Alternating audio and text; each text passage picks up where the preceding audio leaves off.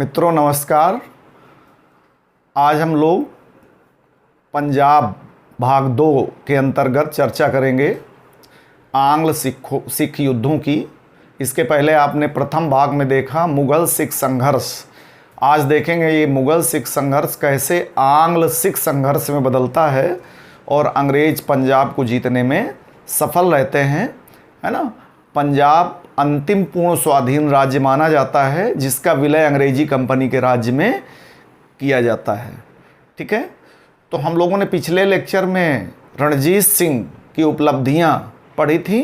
रणजीत सिंह के पश्चात पंजाब की राजनीतिक स्थिति क्या थी? रणजीत सिंह के पश्चात पंजाब की राजनीतिक स्थिति यानी आंग्ल सिख युद्ध। 27 जून 1839 को रणजीत सिंह की मृत्यु हो गई थी और देखेंगे कि रणजीत सिंह के उत्तराधिकारी कौन कौन रहे।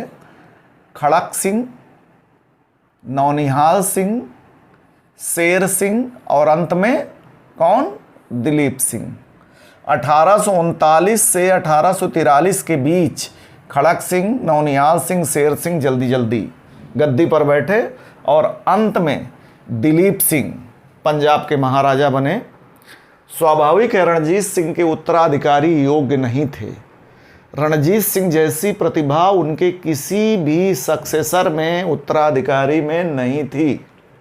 ठीक है, अतः जल्दी जल्दी सत्ता परिवर्तन का मतलब पंजाब में राजनीतिक अस्थिरता, और पंजाब की जो राजनीतिक अस्थिरता है वो खालसा सेना का प्रभाव बढ़ा देगी, सिख सरदारों के आपसी संघर्ष को प्रारंभ कर देगी। ये जो राजनीतिक अस्थिरता है, ठीक है ना।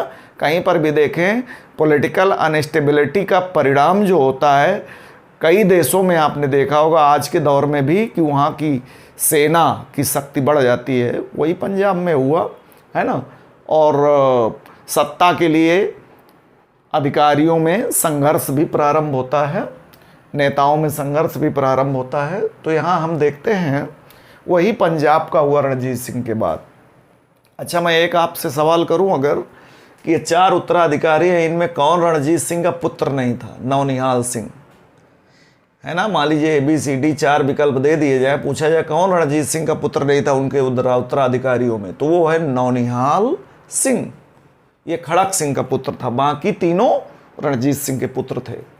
तो रणजीत सिंह की मृत्यु के बाद खड़क सिंह पंजाब के राजा बने, लाहौर की गद्दी पर बैठे। खड़क सिंह अयोग्य तो थे ही, नियमित रूप से अफीम का सेवन भी करते थे। PCS में पूछा गया, UP PSC में। ये नियमित रूप से अफीम का सेवन करते थे, अफीमची थे, अयोग्य थे ही, है ना। और इनकी अयोग्यता के कारण सिख सरदारों में सत्ता के लिए जोर आजमाइश, संघर्ष प्रारंभ हो गया। और ये संघर्ष 2 ग्रुप में बंट गए सरदार। एक थे डोगरा सरदार और दूसरा थे संगवालिया सरदार। डोगरा सरदारों के लीडर थे ध्यान सिंह डोगरा और संगवालिया सरदारों के लीडर थे अजीत सिंह। ठीक है ना। तो खड़क सिंह के वजीर कौन थे? ध्यान सिंह डोगरा, इनके वजीर बने।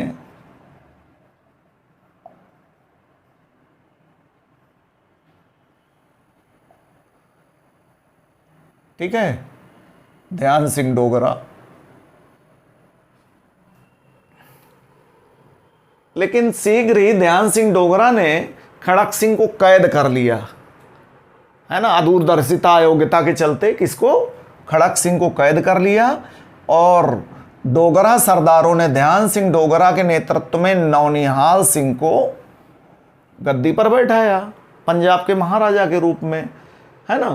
कारागार में ही खड़क सिंह की 1840 में मृत्यु हो गई। ये हम पढ़ रहे हैं पृष्ठभूमि, कैसे शुरू होता है प्रथम आंग्ल सिख युद्ध, इसके पहले की पृष्ठभूमि जो रणजीत सिंह की मृत्यु के बाद पंजाब की राजनीति में हुआ, है ना। और वहाँ के लोगों की, है ना, राजनीति से जुड़े लोगों की, सरदारों की जो महत्वाकांक्षाएं बढ़ी, वो सिखों को विनाश की ओर ले जाती है। कैसे, वही हम देख रहे हैं पृष्ठभूमि के रूप में।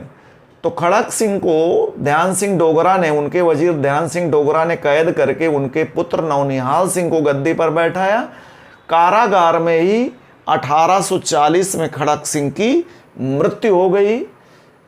खड़क सिंह की 100 यात्रा पर गए नौनिहाल सिंह, और खड़क सिंह की 100 यात्रा पर लौटते समय दुर्घटनावश नौनिहाल सिंह की मृत्यु हो गई।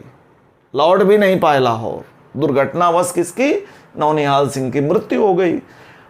अब नौनिहाल सिंह की मृत्यु के बाद 1840 में ही मृत्यु, नौनिहाल सिंह की मृत्यु के बाद फिर सत्ता को लेकर संघर्ष शुरू हो गया। और ये संघर्ष किसके किसके बीच? खड़क सिंह की विधवा चांद कौर, क्या नाम था? चांद कौर। खड़क सिंह की विधवा चांद कौर और रणजीत सिंह के एक पुत्र शेर सिंह के बीच सत्ता को लेकर संघर्ष प्रारंभ हो गया। अब फिर दो गुट हो गए, एक खड़क सिंह की विधवा चांद कौर का गुट और दूसरा रणजीत सिंह के पुत्र शेर सिंह का गुट। शेर सिंह के सपोर्टर हैं डोगरा सरदार ध्यान सिंह डोगरा, चांद कौर का समर्थन कर रहे हैं संगवालिया सरदार अजीत सिंह। ठीक है, तो खालसा सेना का सहयोग प्राप्त हो जाता है सिख सेना का, किसे? शेर सिंह को, यानी ध्यान, उनके वजीर थे ध्यान सिंह डोगरा, वे चांद कौर की हत्या करवा देते हैं और शेर सिंह को लाहौर की गद्दी पर बैठाते हैं सेना के सहयोग से। कौन? ध्यान सिंह डोगरा। और इनके वजीर कौन बनते हैं? ध्यान सिंह डोगरा। ध्यान दीजिएगा, राजनीति में ध्यान सिंह डोगरा छाया रहा, इसका वजीर भी, इसका वजीर भी, इसका वजीर भी। ठीक है, सवाल यहां से बनता है। ध्यान सिंह डोगरा वजीर बने। अब इनकी शेर सिंह की विरोधी कौन थी? ये तो बन गए महाराजा पंजाब के चांद कौर। चांद कौर की हत्या हो गई, है ना। उनका समर्थन कौन कर रहे थे? संगवालिया सरदार अजीत सिंह।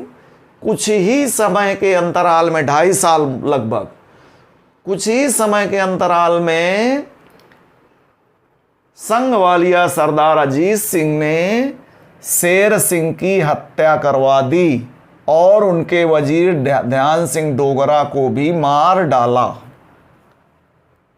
गजब की राजनीतिक हालात यहाँ पे, अदूरदर्शितापूर्ण राजनीतिक हालात पंजाब में।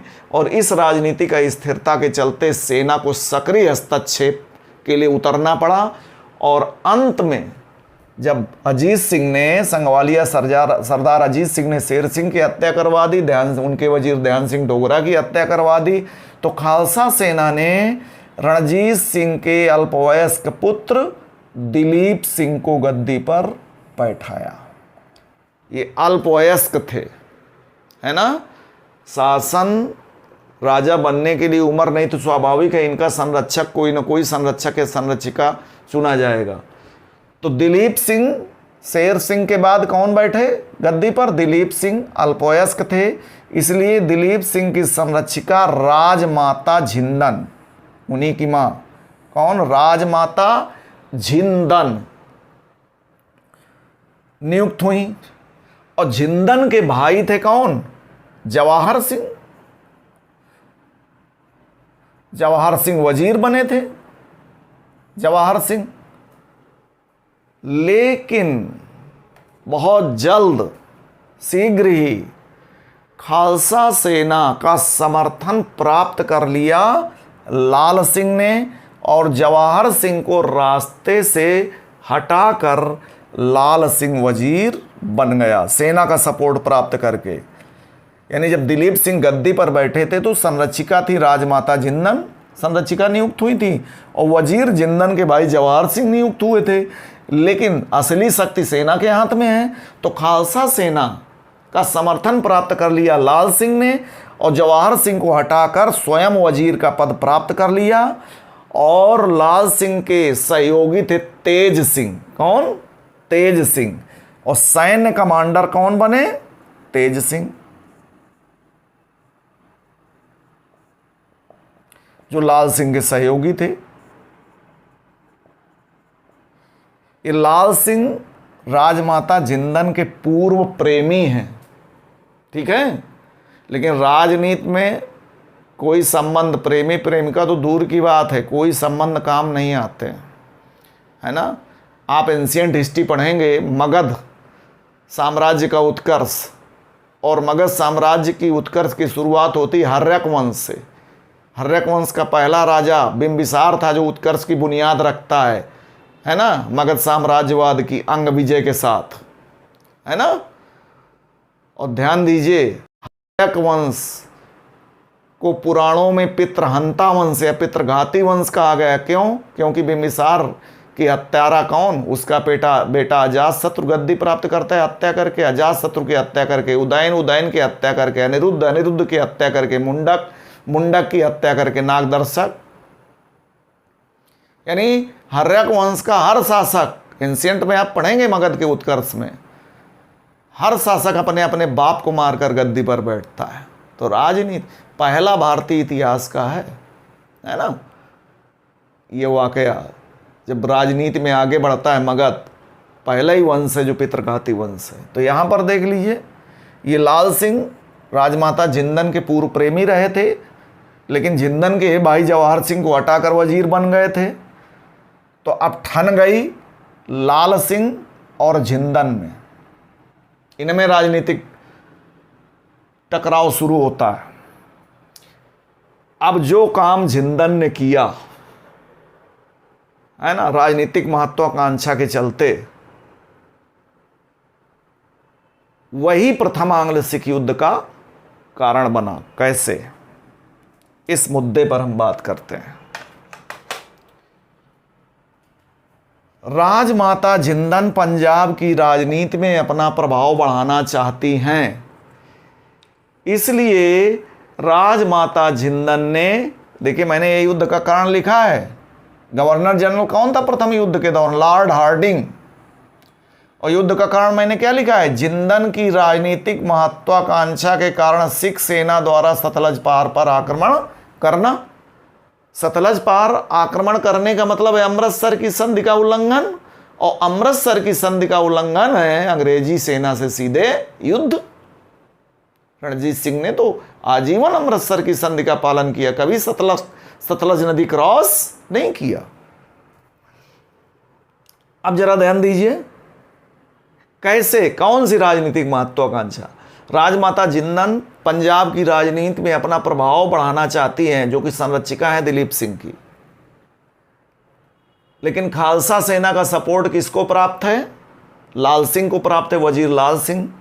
इसलिए राजमाता जिंदन ने एक खतरनाक कार्य किया, वो ये कि सिख सेना को सतलज पार के प्रदेशों पर आक्रमण के लिए उकसाना शुरू किया। भाई दिल्ली कोई आदेश कौन देगा? राजा। और इनकी सहायता के लिए इनकी संरक्षिका राजमाता जिंदन है जो शासन देख रही हैं। तो उन्होंने अपनी राजनीतिक महत्वाकांक्षा को पूरा करने के लिए, पंजाब की राजनीति में अपना प्रभाव बढ़ाने के लिए सिख सेना को सतलज पार प्रदेशों पर आक्रमण करने के लिए प्रेरित किया। और जैसे ही जिंदन की महत्वाकांक्षा के चलते सिख सेना सतलज पार करेगी, ये युद्ध शुरू हो जाएगा अंग्रेजी सेना और सिख सेना के बीच, है ना। यहां आप सोच रहे होंगे कि अपना राजनीतिक प्रभाव बढ़ाने के लिए सिख सेना को पार करने के लिए क्यों, सतलज पार आक्रमण के लिए क्यों प्रेरित किया? कैसे इनका प्रभाव बढ़ता? राजमाता जिंदन ने जो सिख सेना को सतलज पार के लिए उकसाया, सतलज पार के प्रदेशों पर आक्रमण के लिए, उसका कारण समझिए। यहाँ पर जिंदन जानती थी कि यदि सिख सेना सतलज पार करेगी तो अंग्रेजी सेना से संघर्ष होगा। यदि सिख सेना को विजय मिलेगी तो सिख सेना का प्रभाव बढ़ेगा।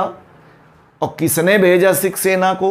राजमाता जिंदन ने। तो जिंदन का प्रभाव बढ़ेगा, लाल सिंह का घटेगा। बाय द वे सिख सेना हारती है, जीतती है तो भी जिंदन का प्रभाव बढ़ेगा।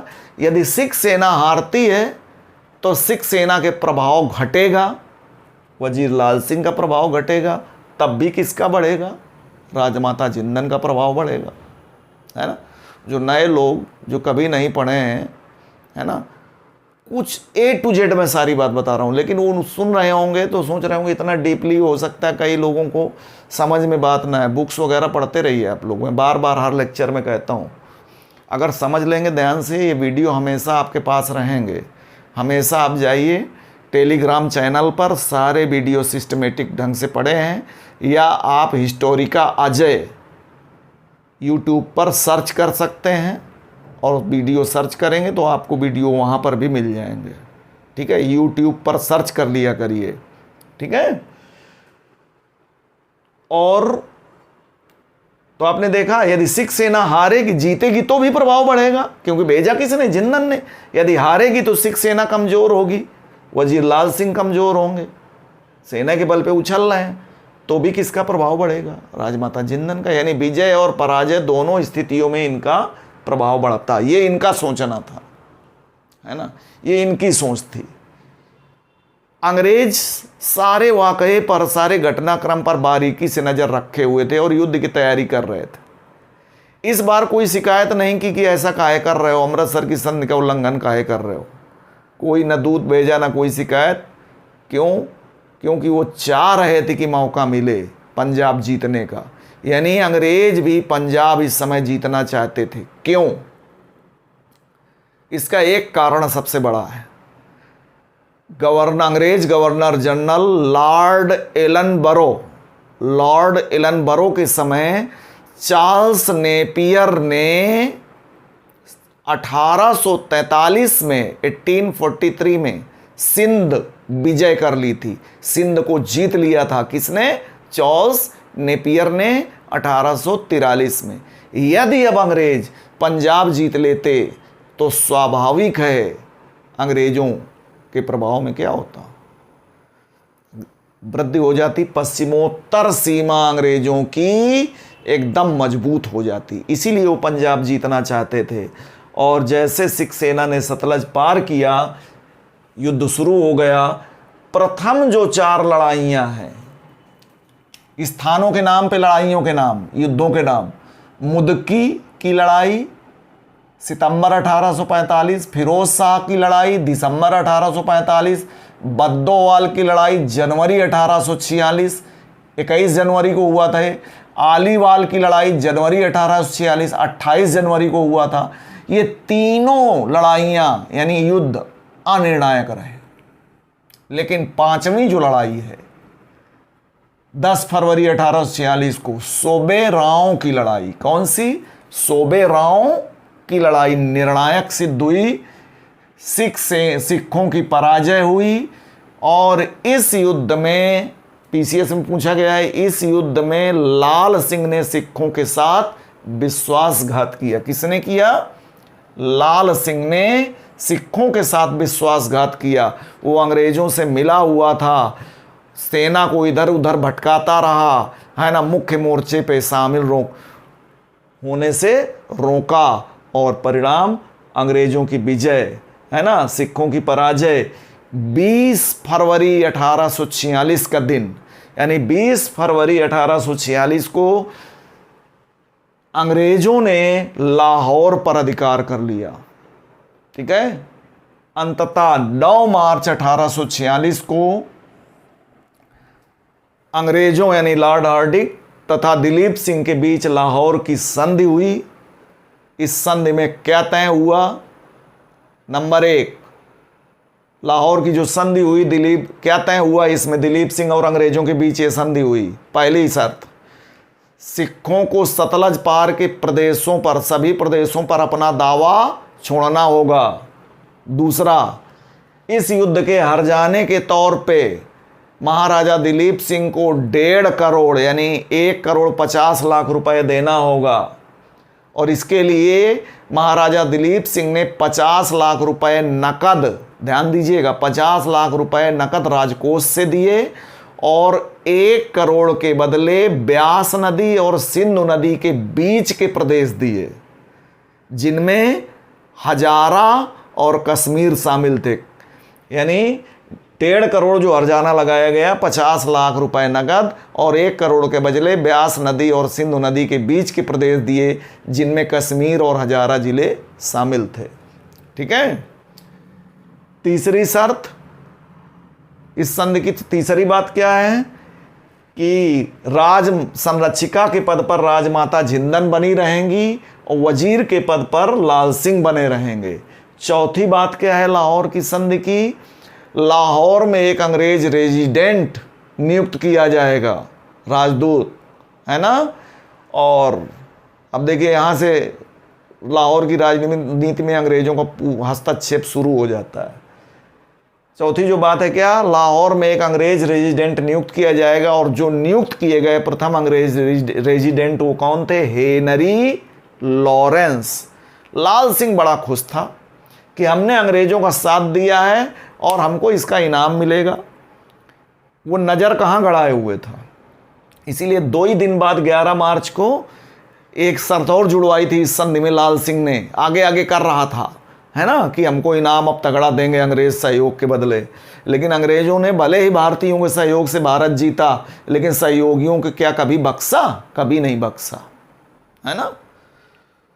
तो 11 मार्च को जो थी कि 1846 के अंत तक अंग्रेजी सेना लाहौर में बनी रहेगी, है ना। अंग्रेजों की चमचागिरी खूब जम के कर रहा था।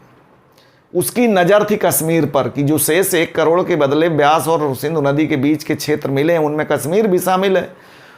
वो कश्मीर प्राप्त करना चाहता था, अंग्रेजों को सहयोग देने के बदले वो कश्मीर प्राप्त करना चाहता था। लेकिन इसी बीच गवर्नर जनरल लॉर्ड हार्डिंग ने शेष हर्जाने की 1 करोड़ रकम प्राप्त करने के लिए कश्मीर को गुलाब सिंह के हाथों बेच दिया। कितने में, 1 करोड़ में। किसको बेचा, गुलाब सिंह को।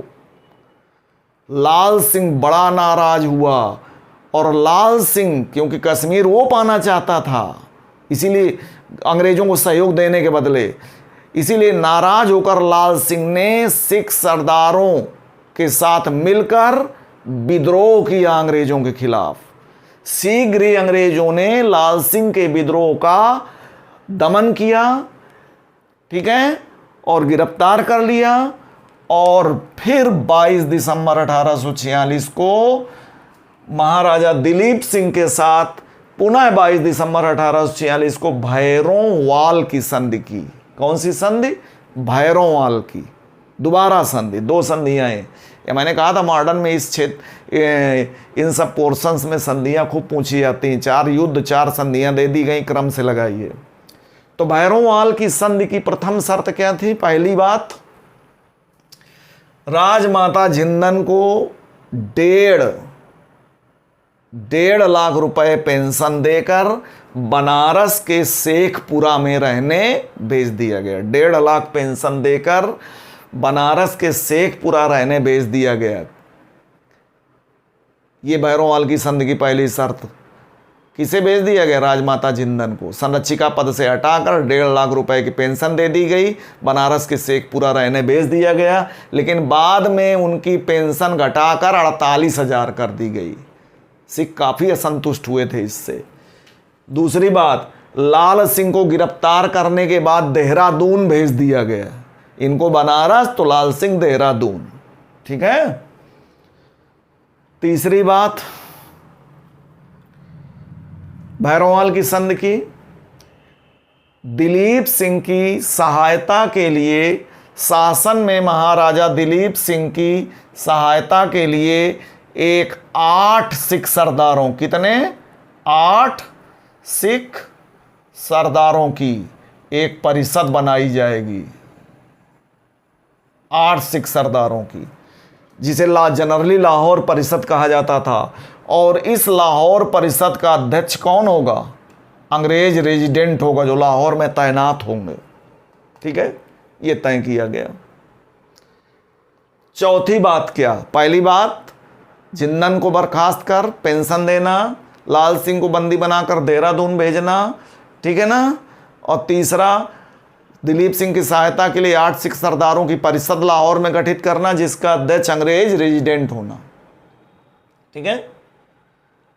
चौथी बात, 1854 में दिलीप सिंह के वयस्क होने तक अंग्रेजी सेना पंजाब में बनी रहेगी, ये शर्त शामिल थी बहरोवाल। रेजिडेंट तो था ही विदेश मामलों की नज़र रखने के लिए, अब अंग्रेजी सेना वहाँ तैनात हो गई, है ना। और 8 सिख सरदार अंग्रेजों ने चुन करके एक लाहौर परिषद बना दी दिलीप सिंह के, वो सब अंग्रेजों के चमचे थे 8 सरदार। देखिए, अब जो काम लाहौर परिषद करेगी, है ना, उसी के कारण द्वितीय आंग्ल सिख युद्ध की पृष्ठभूमि बनेगी। तो पहला युद्ध किस संधि से समाप्त हुआ? बहरोवाल की संधि से। सिचुएशन क्या है? गवर्नर जनरल हैं द्वितीय आंग्ल सिख युद्ध के दौरान लॉर्ड डलहौजी, ठीक है, और महाराजा दिलीप सिंह की सहायता के लिए लाहौर परिषद है, जिसका अध्यक्ष लाहौर में तैनात अंग्रेज रेजिडेंट है। और लाहौर परिषद के अध्यक्ष क्रमशः हेनरी लॉरेंस, दूसरे जॉन लॉरेंस, तीसरे फ्रेडरिक क्यूरी। क्रमशः हेनरी लॉरेंस, फिर जॉन लॉरेंस, फिर फ्रेडरिक क्यूरी। अब ध्यान दीजिए, लाहौर परिषद ने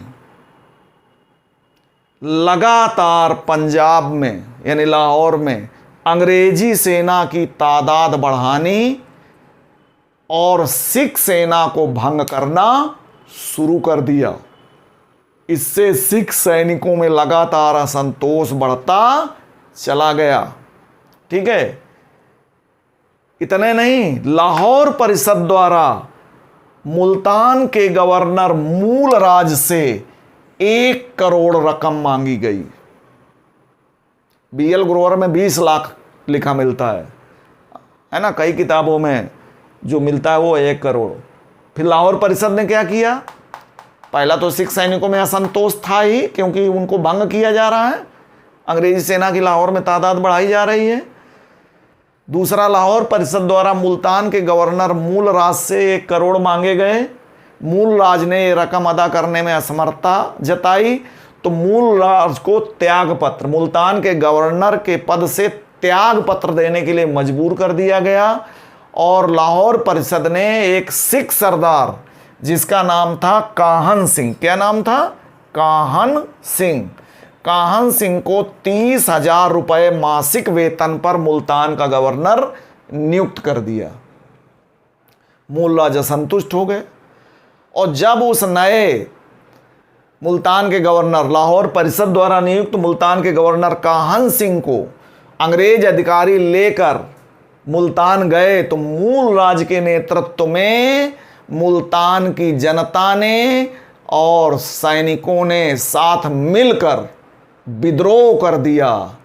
और इसी विद्रोह के साथ अंग्रेजी सेना और सिख सेना के बीच संघर्ष प्रारंभ हो गया, जो था द्वितीय आंग्ल सिख युद्ध। तो कारण क्या बना? मुल्तान के गवर्नर मूल राज का विद्रोह। इस युद्ध के दौरान 2 प्रथम लड़ाइयां, एक रामनगर का युद्ध 22 नवंबर 1848, दूसरा चिलियान वाला का युद्ध 13 जनवरी 1849। रामनगर का युद्ध, फिर चिलियान वाला का युद्ध, ये प्रथम जो 2 लड़ाइयाँ हैं ये अनिर्णायक रहीं। इनमें अंग्रेजी का सेना का नेतृत्व तो जानते हैं किसने किया था? जनरल गॉफ ने। गॉफ अंग्रेजी सेना का नेतृत्व किया था। जो पांचवी नहीं, जो तीसरी लड़ाई है, कौन सी? तीसरी, वो थी कौन? गुजरात की लड़ाई। जो तीसरी लड़ाई है गुजरात की लड़ाई, जिसे तोपों का युद्ध भी कहा जाता है, ये निर्णायक सिद्ध हुई। ये हुई थी 21 फरवरी 1849 को, है ना। और इस युद्ध में यानी गुजरात की युद्ध या तोपों के युद्ध निर्णायक सिद्ध हुआ 21 फरवरी 1849 को। इस युद्ध में सिखों की निर्णायक रूप से पराजय हो गई। मूल राज को गिरफ्तार करके मृत्यु दंड दिया गया। दिलीप सिंह को 5 लाख रुपए वार्षिक पेंशन देकर शिक्षा ग्रहण करने भेज दिया गया लंदन। और दिलीप सिंह से कोहिनूर हीरा छीन लिया गया, ठीक है। साथ ही लॉर्ड डलहौजी ने 29 मार्च 1849 को अंतिम पूर्ण स्वाधीन राज्य पंजाब का विलय अंग्रेजी कंपनी के राज्य में कर लिया, ठीक है। इसी के साथ अंग्रेजों की भारत विजय पूर्ण हो जाती है ना। कितने अन्यायपूर्ण तरीके अंग्रेजों ने अपनाए। जनता में आक्रोश सुलगता जाएगा और इसी आक्रोश का विस्फोट होगा 1857 की क्रांति के रूप में, ठीक है। अब बस अवध बचा था।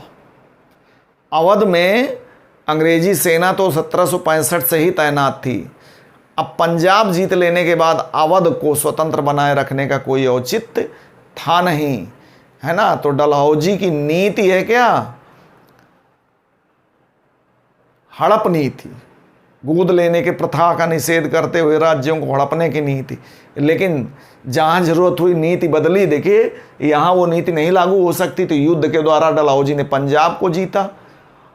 फिर अवध, पंजाब विजय के बाद अवध का जबरन कुशासन का आरोप लगाकर विलय किया। कैसे किया इसकी चर्चा हम कर लेंगे थोड़ा सा अगले वीडियो लेक्चर में, ठीक है। तो इसी के साथ मैं विराम लेता हूँ, आपसे इजाज़त चाहता हूँ, ठीक है। जय हिंद, नमस्कार।